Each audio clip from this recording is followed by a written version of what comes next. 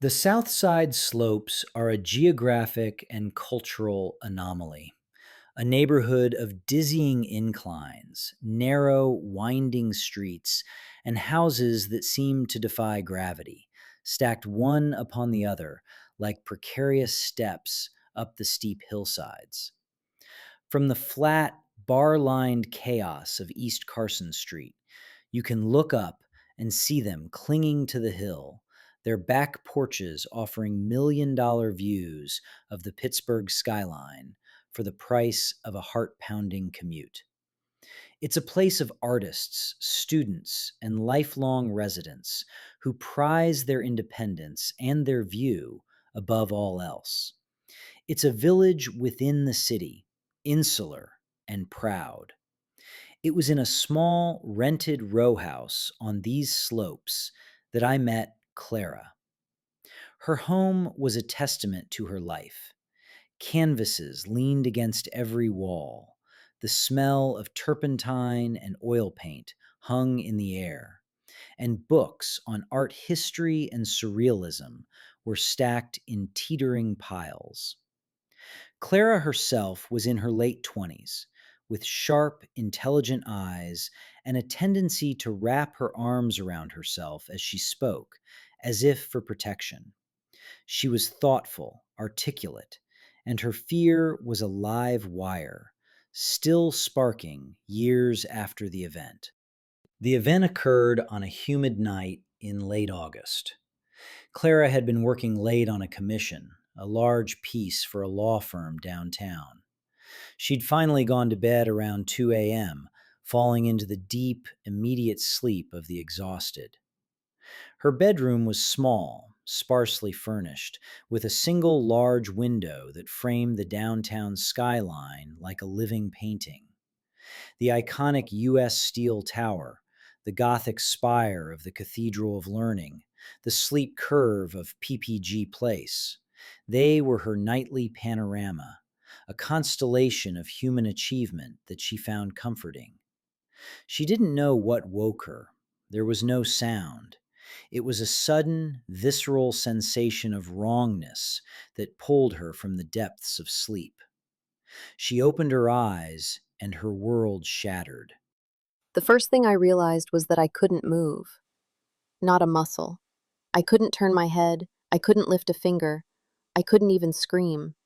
It was like a switch had been flipped in my nervous system. I was fully conscious, trapped inside a statue of my own body. This was sleep paralysis, she told herself, fighting the rising tide of panic. She'd experienced it once or twice before in college, during periods of high stress. The brain waking up before the body. It was terrifying, but it was explainable. She tried to calm her racing heart, to focus on her breathing, to wait it out. But then her eyes, the only part of her she could control, adjusted to the dim light. The room was illuminated by the ambient glow of the city, casting everything in a monochrome blue-gray. And that's when she saw it. Standing between her bed and the window was a figure. It was tall, impossibly so, at least 7 feet. Its body was slender and gray, with long, thin limbs and an oversized, hairless head. The cityscape was directly behind it, so it was silhouetted against the glittering skyline, a stark, black cutout against the familiar lights. This juxtaposition, the utterly alien framed by the utterly familiar, was what broke my mind's last attempt to rationalize. It was the gray. The one you see in cartoons and bad movies. I know how that sounds, but seeing it, it's not like the movies. There's a presence to it, a density. It wasn't just a shape, it was a thing occupying space, and the air around it felt thick, charged. The creature stood perfectly still, its back to the window. It wasn't looking at the city, it was looking at me. I couldn't see its eyes in the shadow of its silhouette, but I felt its gaze. It was the same sensation Frank had described in Baldwin, a pervasive, scanning examination, but somehow more intimate, more focused. It was in her bedroom. It was 3 feet from her bed. I was trying to scream, to thrash, to do anything, my knuckles white where I gripped my own arms. My mind was screaming, but my body was just gone. I was a prisoner in my own skin. The only thing I could feel was this overwhelming, primal terror.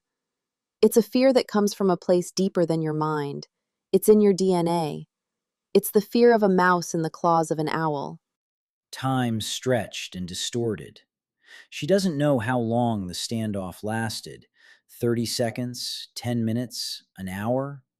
She watched the motionless figure, and it watched her. The famous Pittsburgh skyline, her source of comfort and inspiration, had become a beautiful, indifferent backdrop to a scene of intimate horror. Then it moved. It didn't walk. It glided, with a silent, fluid motion that defied physics. It moved closer to the bed, coming to a stop right beside me. I could see more details now. The texture of its skin, which looked almost leathery, the delicate, long fingers of its hands, the immense, black, tear-shaped eyes that seemed to absorb all light, all hope. It leaned over me, and I began to cry. I made no move to wipe my tears away. It brought its face so close to mine that I could feel nothing. No breath, no body heat, just a coldness, like an open freezer door. Those eyes, they weren't eyes. They were windows into something vast and empty, and they were looking right into me. She felt a pressure then, not on her body, but in her mind.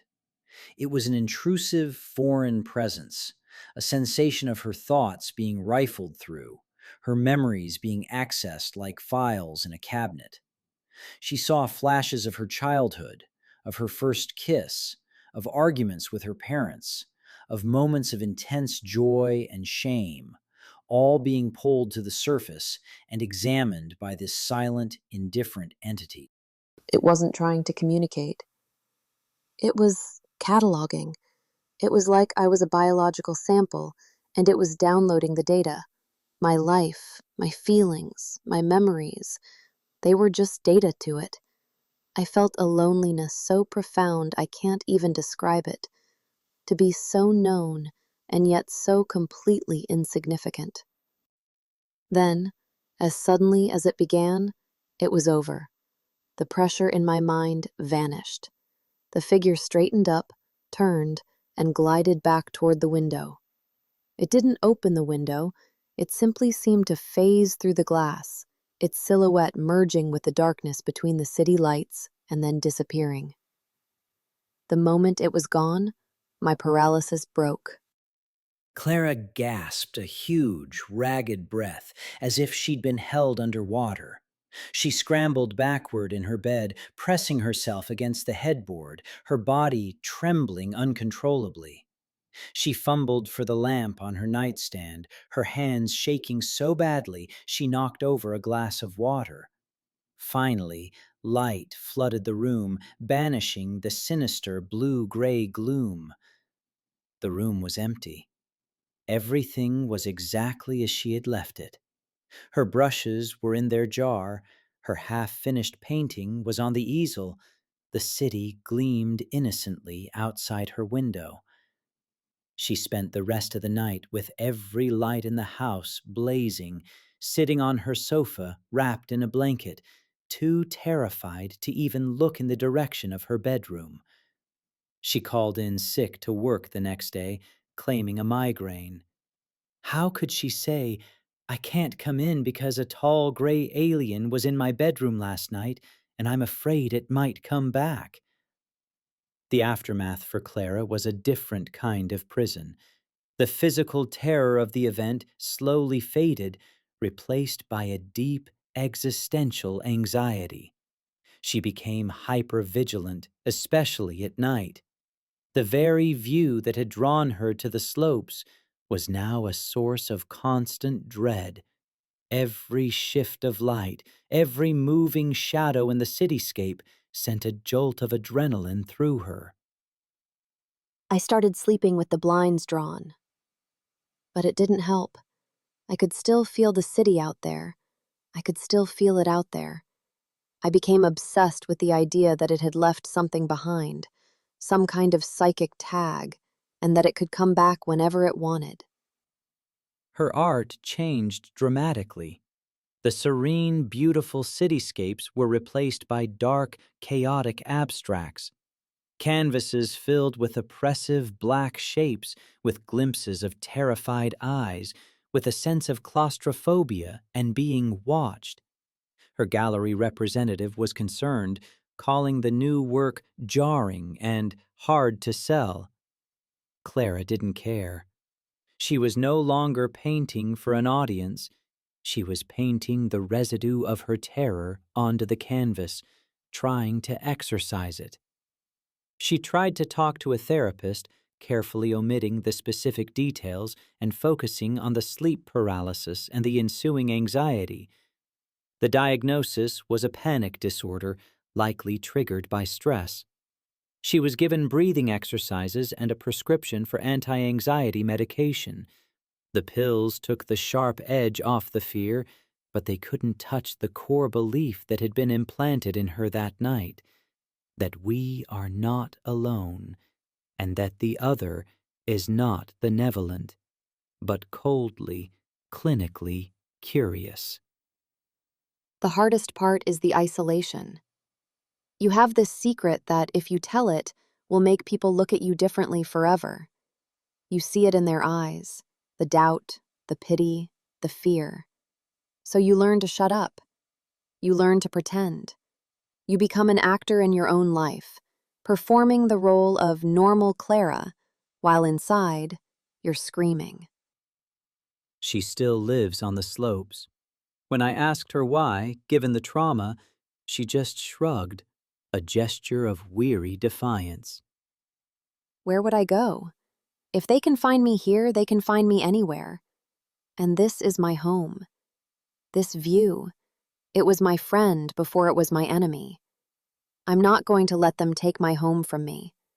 Not completely. As I left her house, walking down the steep, uneven steps to my car, I stopped and turned to look.